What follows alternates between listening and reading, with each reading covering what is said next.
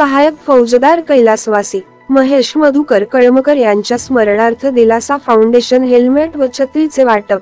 खालापूर प्रतिनिधी कोरोना योद्धा सहायक फौजदार स्वर्गीय महेश कळमकर यांच्या चतुर्थ स्मृती दिनानिमित्ताने स्वच्छता दूतांना छत्री आणि दुचाकीस्वारांना हेल्मेटचे वाटप दिलासा फाउंडेशन खालापूर तर्फे करण्यात आले।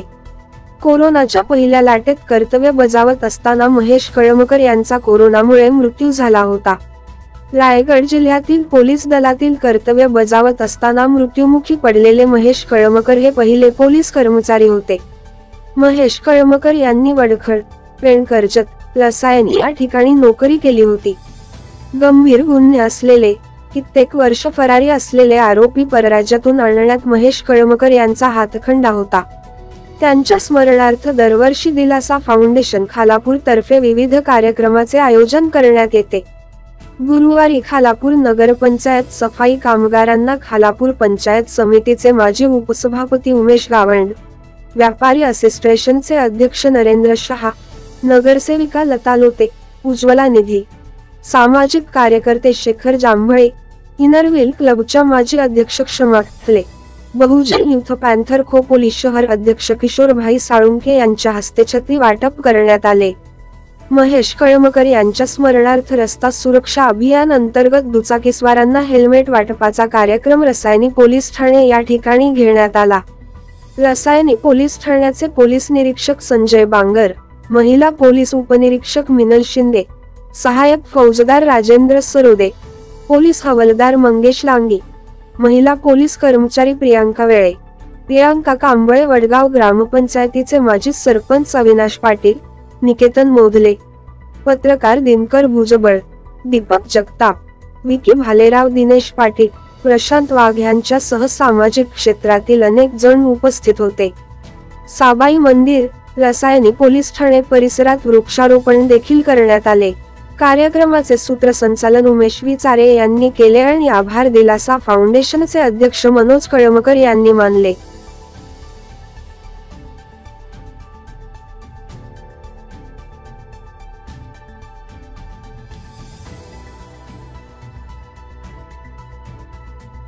मनीष सज्जना याची क्रिया दादा गेले असं कळमकरांच्या कुटुंबातला एक खंदा व्यक्ती गेला, परंतु हे दादा गेल्यानंतर मनोजजींनी जी उभारी घेतली त्यामुळे कदाचित काही लोकांना माहिती नसेल, असंख्य लोकांचे या ठिकाणी प्राणही वाचले असेल। अशा प्रकारे त्यांनी त्यानंतर ज्या आजारामध्ये जी लोक आजारी होती त्यांना मदत हवी या दृष्टिकोनातून जी मदत केली आहे त्याला उच्चारण्याकरता नक्की शब्द नाही, कारण आम्ही त्यांच्यासोबत सातत्याने होतो आणि अशा प्रकारचा भाऊ मित्र सर्वांना मिळावा। त्यांनी त्यांचा भाऊ गेला हे दुःख मनात धरून घरात उगाळता बसण्यापेक्षा येणाऱ्या प्रत्येक कुटुंबातील व्यक्ती कशा प्रकारे सुरक्षित राहील किंवा त्याला मदत मिळेल याकरता त्यांनी केलेलं काम आणि त्यांच्या चिरंतन स्मृती जागृत ठेवण्याकरता दरवर्षी समाजातील विविध स्तरांना करणारी मदत ही निश्चितच बहुमोल आहे।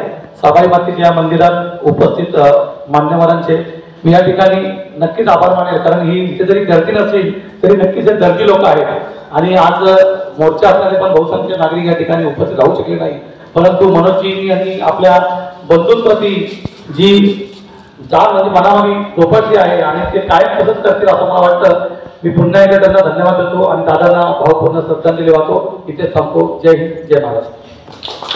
परिवारांमध्ये मी खूप आता जवळून अनुभवते।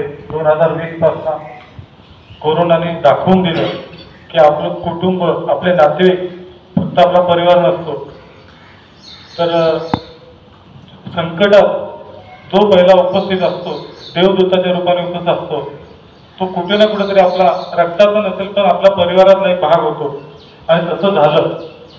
मला आठवते प्रत्येक क्षण म्हणजे संकटामध्ये आता मला इथली प्रत्येक व्यक्ती धावणारी आहे। आता जर मी सांगत असतो प्रत्येकाचं खूप काही आहे, म्हणजे अगदी व्यासपीठापासून सर्वच जण प्रत्येक वेळी धावून आलेले आहेत। कोरोनाने खरंच शिकवलं, जग ओळखायला शिकवलं आणि असा पण संदेश दिला की इथे कोणी कायमस्वरूपी आलेलं नाहीये। दादाचं जे गाणं होतं ते कोरोनाने दाखवून दिलं की आपलं कुटुंब, आपले नाते फक्त आपला परिवार नसतो, तर संकटात जो पहिला उपस्थित असतो, देवदूताच्या रूपाने उपस्थित असतो, तो कुठे ना कुठेतरी आपला रक्ताचा नसेल पण आपला परिवाराचा एक भाग होतो. आणि तसं झालं. मला आठवते प्रत्येक क्षण म्हणजे प्रत्येकामध्ये आता मला इथली प्रत्येक व्यक्ती धावून आलेली आहे. आता जर मी सांगत असतो प्रत्येकाचं खूप काही आहे म्हणजे अगदी व्यासपीठापासून सर्वच प्रत्येक वेळी धावून आलेले आहेत. कोरोनाने खरंच शिकवलं, जग ओळखायला शिकवलं.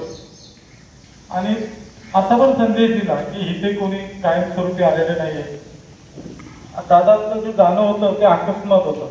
कारण दादासारखा जिल्ह्यातील माणूस मी पोलीस खात्यात असताना सुद्धा एक वेगळी व्यक्तिमत्व होतं. आम्हाला तर आधार होताच, पण ज्यावेळी दादाचं समजलं त्यावेळी अख्खा परिसर हळहळलेला की त्यांना विश्वासच वाटत नव्हता की दादाचं असं काही झालंय. आणि त्या क्षणात मला सावरण्याचं बळ म्हणजे तुम्ही प्रत्येकाने दिलं. अक्षरशः म्हणजे इथे उपस्थित प्रत्येकाने मला फोन करून प्रत्यक्ष भेटून त्या परिस्थितीत सुद्धा आले, धावून आलेत, एक बळ दिलं. मग त्यातनं ते मला असं वाटलं की नाही की दादाचा प्रवास इथे थांबलेला नाही, तर तो आपण पुढे सुरू ठेवावा. मग कोणत्या पद्धतीने ठेवावा. तर त्या दरम्यान एक मला वाटतं निसर्ग चक्रीवादळ आलेलं आपले सफाई कामगार महाडमध्ये जाऊन त्याने अक्षरशः हजारो शेकडो टन कचरा जमा केला. ह्या लोकांचं सुद्धा कौतुक कुठेतरी व्हावं. एक सामाजिक उपक्रम म्हणून तर एक मी हा चालू केलेला आहे की छत्री वाटप. एक जरी छत्री छोटीशी गोष्ट असेल तरी ते एक मायेचं छत्र असतं. त्या पद्धतीने मी ते सुरू केलेलं आहे. भविष्यात अजून माझ्याकडनं जर चांगलं करता आलं तर मी नक्कीच चांगलं करेन. आपलं सर्वांचं सहकार्य कायम आहे मला. आज आपण कार्यक्रमाला आलात, मी सर्वांचे मनापासून आभार मानतो. धन्यवाद.